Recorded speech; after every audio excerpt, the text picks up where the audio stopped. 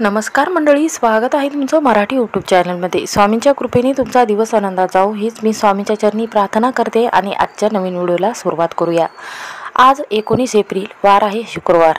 या दिवशी आलेले आहे कामदा एकादशी.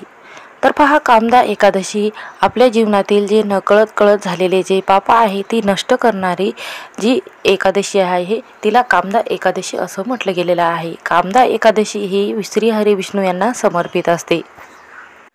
पुराणामध्ये असं म्हटलं गेलेलं आहे की जे एकादशीचं व्रत आहे ते सर्वांनीच करावं. तर पहा, पहिली एकादशी जी आहे ती आजपासून सुरुवात होणार आहे. जर तुमच्याच्याने 12 एकादशी धरणे शक्य होत असेल तर या दिवशी तुम्ही आवर्जून धरावीत.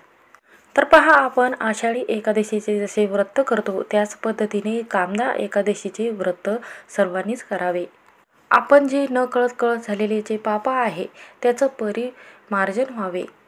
आपल्या जीवनातील संपूर्ण जे पाप आहे ते नष्ट व्हावेत यासाठी हे व्रत केले जाते.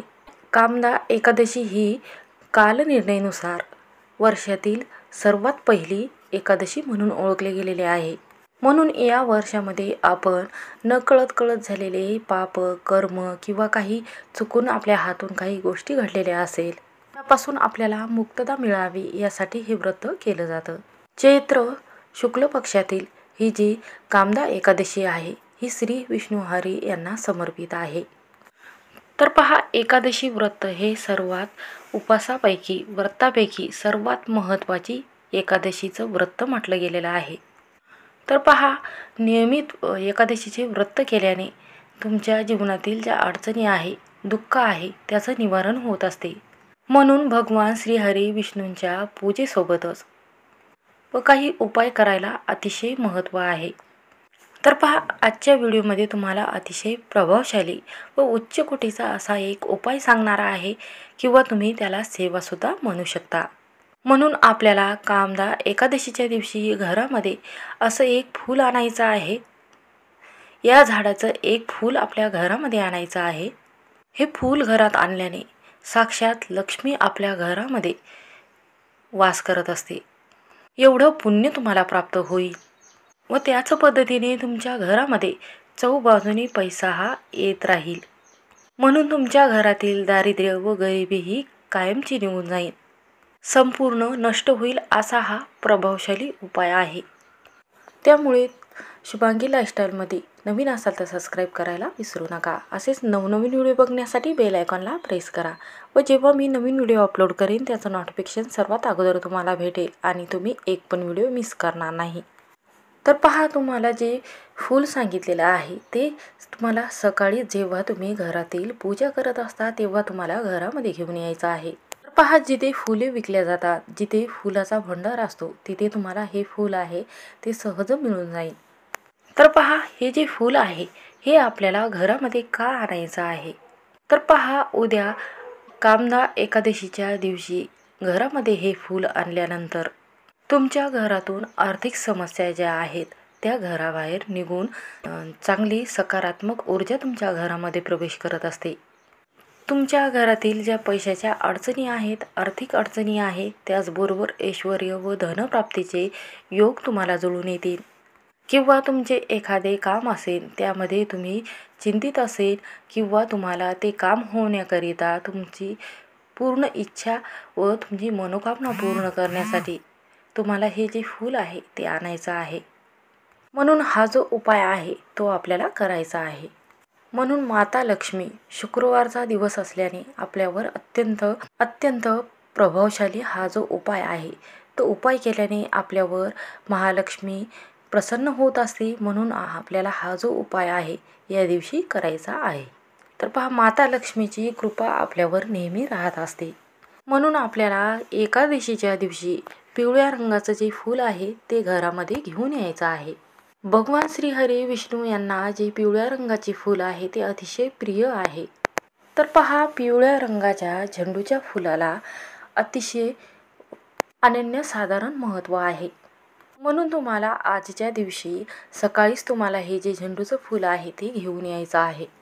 आणि फूल आणल्यानंतर या फुलाने तुम्हाला श्रीहरी विष्णूंची मूर्ती असेल किंवा श्रीकृष्ण बाळ असेल त्यांना तुम्हाला पंचामृत टाकून या फुलाने तुम्हाला जल अभिषेक करायचा आहे व त्यानंतर तुम्हाला एक तांब्याचा कलश घ्यायचा आहे आणि त्यानंतर तुम्हाला जे तुम्ही जल घेतलेलं आहे कलशामध्ये त्यामध्ये झेंडूच्या पाकळ्या तुम्हाला टाकायच्या आहे आणि याने तुम्हाला श्रीहरी विष्णू यांचा जल अभिषेक करायचा आहे। जल अभिषेक करत असताना तुम्हाला श्रीहरी विष्णूंचा मंत्र म्हणायचा आहे। ओम नमो भगवते वासुदेवाय नमः हा जो मंत्र आहे तो श्रीहरी विष्णू यांचा अत्यंत प्रिय असा मंत्र आहे, म्हणून तुम्ही जल अभिषेक करत असताना हा मंत्र आवर्जून म्हणावा। आणि त्यानंतर पहा, जल अभिषेक पंचामृत टाकल्यानंतर तुम्हाला तुळशीचे जे बेलपत्र आहे, तुळशीचे जे पान आहे ते तुम्हाला श्रीहरी विष्णू यांना अर्पण करायचं आहे। झेंडूची फुले अर्पण करायचे आहेत आणि स्वच्छ मूर्ती पुसून घ्यायची आहे आणि देवघरात आपल्याला स्थापन करायचे आहे। आणि त्यानंतर आपल्याला आसन घ्यायचं आहे। धूप दीप किंवा तुपाचा दिवा तुम्ही आवर्जून लावू शकता किंवा तुम्ही फुलवात लावू शकता। तर पहा, दिवा लावल्यानंतर त्यानंतर आपल्याला आसन घेतल्यानंतर बसायचं आहे मांडी घालून आणि त्यानंतर शुक्रवार असल्याने महालक्ष्मीला अत्यंत प्रिय दिवस असल्याने जर तुम्ही श्रीहरी विष्णू त्याचबरोबर माता लक्ष्मीची सेवा केल्याने तुम्हाला दोन्हीचेही लवकर फळ मिळेल व तुमची जी इच्छा आहे ते लवकर पूर्ण होत असते।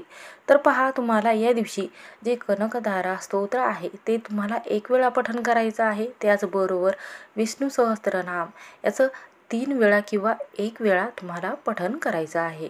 जर तुमच्याकडे वेळ असेल तर 3 वेळा करावे किंवा 1 वेळा केले तरीही चालेल। आणि त्यानंतर तुम्हाला माता लक्ष्मी आणि श्रीहरी विष्णू यांना तुम्हाला सांगायचं आहे की माझ्या घरातील जी इडापिडा आहे, पैशाच्या समस्या आहे, त्याचबरोबर मुलाचे लग्न कार्य होत नसेल, पती पत्नीमध्ये वाद निर्माण होत असेल, याच्या सर्व इच्छा तुमच्या आहे, जी काही इच्छा आहे ती तुम्हाला भगवान श्रीहरी विष्णू त्याचबरोबर माता लक्ष्मी यांना तुम्हाला बोलायची आहे।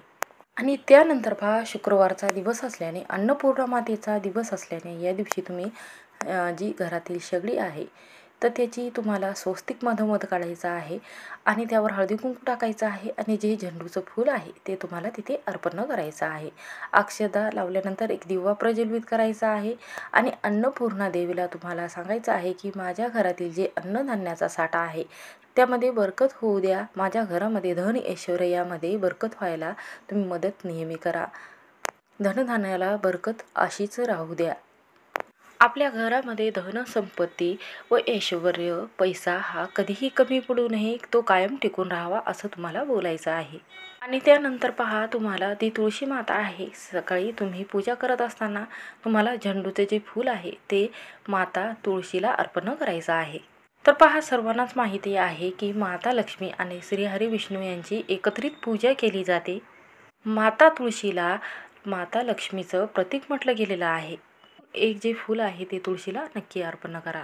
आणि त्यानंतर पिवळ्या रंगाचं आपल्याला झेंडूचं जे रोप आहे ते आणायचं आहे आणि तुळशीची जी कुंडी आहे तिथे आपल्याला हे जे रोप आहे ते लावायचं आहे। आणि पहा, हे जे झाड तुळशीजवळ असल्याने आपल्या घरामध्ये लक्ष्मी आकर्षित होत असते, कारण श्रीहरी विष्णू यांना अत्यंत प्रिय असणारं झेंडूचं जे फूल असते, त्यामुळे तुम्ही आवर्जून तुळशीजवळ हे जे झाड आहे ते आवर्जून लावावे। म्हणून तुम्हाला या दिवशी झेंडूचं झाड देखील लावायचं आहे आणि त्यानंतर झेंडूचे जे फूल आहे ते सुद्धा तुम्हाला आणायचे आहे आणि देवीला अर्पण करायचे आहेत। तर पहा, हा उपाय नक्की करून पहा, तुमच्या जीवनातील सर्व अडथळे, दुःख, पैसा नसेल तो सर्व गोष्टी चांगल्या व्हायला लागतात। श्री स्वामी समर्थ। व्हिडिओ आवडला असेल तर स्किप न करता शेवटपर्यंत नक्की पहा।